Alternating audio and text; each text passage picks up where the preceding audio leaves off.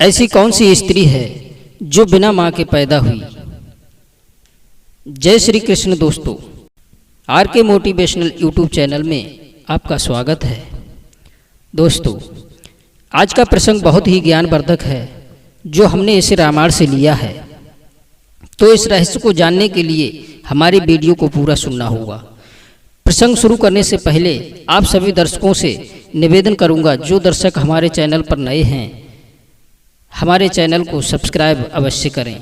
तो बने रहिए हमारी वीडियो के लास्ट तक। दोस्तों, शुरू करते हैं आज का प्रसंग। जाने इस रहस्य के लिए। मित्रों, रामायण में एक ऐसी भी स्त्री हुई थी जो बिना माँ के पैदा हुई थी।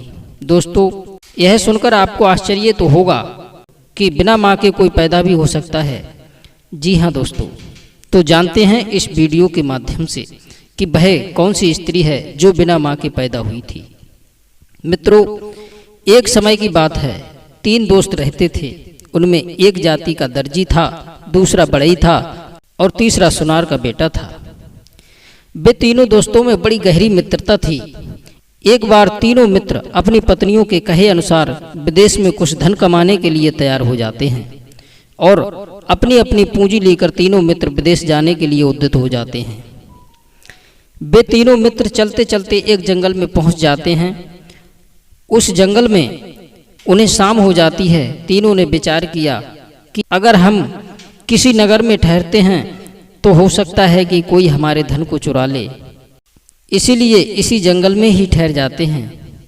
तभी उन्हें दूर एक दीपक जलता नजर आया। उन्होंने सोचा कि जरूर कोई मनुष्य वहाँ रहता होगा, इसलिए चलो वहीं जाकर के ठहरते हैं। तीनों मित्र उस जगह पर पहुँचे तो एक आश्रम था और वे तीनों उसी आश्रम में ठहर जाते हैं।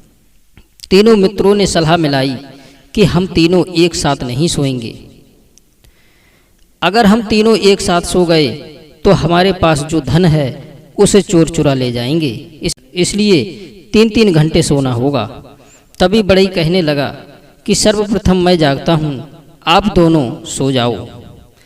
अब दर्जी और सुनार सो जाते हैं। बढ़ई जागने लगता है।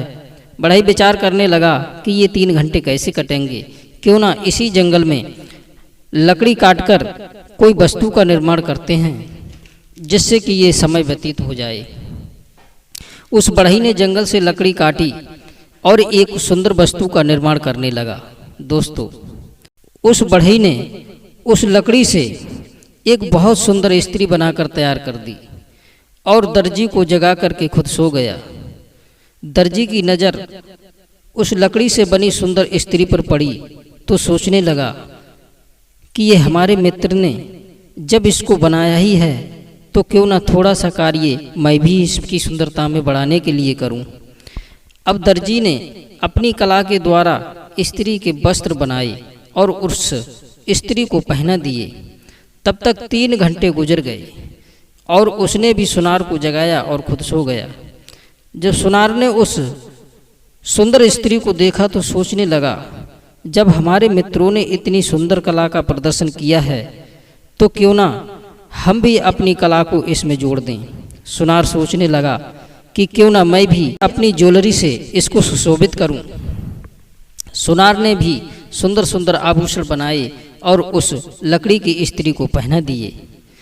अब वह लकड़ी की स्त्री देखने में बहुत सुंदर लगने लगी। दोस्तों, देखने में वह सचमुच की स्त्री लग रही थी, लेकिन थी लकड़ी की। तीनों मित्रों ने अपनी अपनी कला से उस स्त्री को सुशोभित किया था। सुनार उस स्त्री को आभूषण पहनाकर सो गया। उधर ब्रह्म मुहूर्त में भगवान शंकर भ्रमण के लिए निकले थे। जब उनकी नज़र उस लकड़ी की बनी स्त्री पर पड़ी तो सोचने लगे कि ये लकड़ी की स्त्री सुंदर कपड़े भी पहने हैं, आभूषण भी पहने हैं, तो वो समझ गए कि जरूर ये तीनों ने बनाई होगी। तीनों की कारीगरी वास्तव में तारीफ करने योग्य है। अब थोड़ी सी कारीगरी मुझे भी इसमें जोड़ना चाहिए, क्यों ना मैं इसमें जान डाल दूं। अब भगवान शंकर ने उस स्त्री में प्राण डाल दिए। अब तो सचमुच की स्त्री बनकर के तैयार हो गई।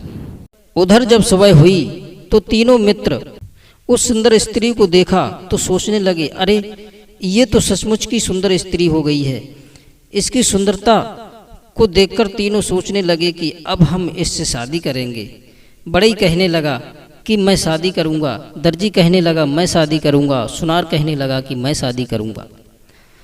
अब तो उन तीनों में झगड़ा होने लगा। शंकर जी ने देखा कि ये तीनों उस स्त्री के लिए झगड़ रहे हैं, तो भगवान शंकर जी आए और कहने लगे, भैया आप तीनों झगड़ा क्यों कर रहे हो?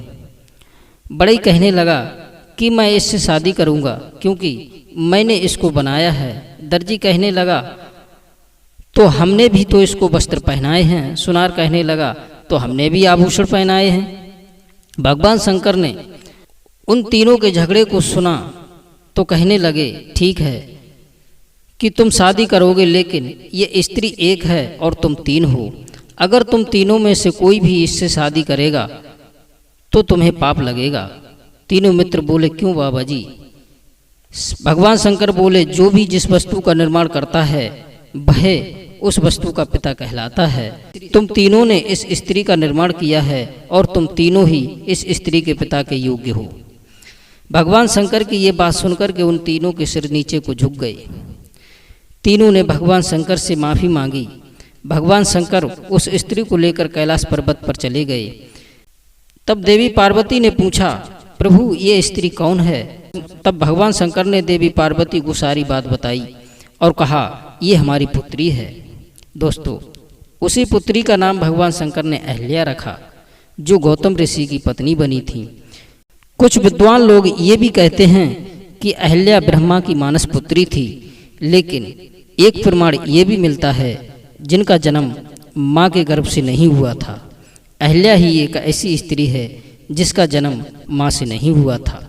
दोस्तों, यदि हमारी वीडियो पसंद आई हो तो लाइक और शेयर अवश्य करें। आप सभी दर्शकों का बहुत बहुत धन्यवाद। जय श्री कृष्णा, जय श्री राधे।